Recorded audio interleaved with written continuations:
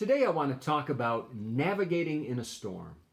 I read a book a number of years ago, and the author said this. He said, anyone can sail a ship in calm waters, but it takes an experienced sailor, an experienced mariner, when the storm rages. I knew a doctor a number of years ago. He was an obstetrician. And one day we just happened to be talking about that, and he was talking about delivering a baby, and he said, anyone can deliver a baby. He said, my experience and my training and my education comes into play when there's a problem, when there's a crisis. I'm sure many of you, if I said the name Sully, you know who I'm talking about. Not the character on Monsters, Inc., but Captain Sullenberger, who, maybe 10 or 12 years ago, landed that disabled aircraft, that big commercial aircraft in the Hudson River, and everybody walked away because of his heroism and because of his calm and cool under those crisis conditions that he found himself in. Paul talked about in 2 Corinthians 10:13, he said that God has appointed each and every one of us a sphere that we are to operate in. It's a sphere of authority that God has given to us, and we all have it at some level or another.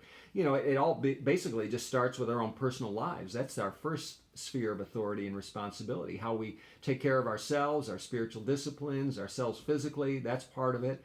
Then it might translate to our family. If we find ourselves as an adult with children and married and such, you know, that's an area of responsibility that we have. And then on to your job. Maybe you find yourself in some managerial or supervisory position in your job. And even if not, you know, we all have, if you have a job, you have a sphere of responsibility and authority. It might go so far, you know, for me as a leader in the church, you know, somebody that's leading a ministry, you know, that's another area of authority and responsibility. My point is this. We're navigating through a storm right now. We call it COVID-19 and all the repercussions and all the ramifications of what that is bringing to us now.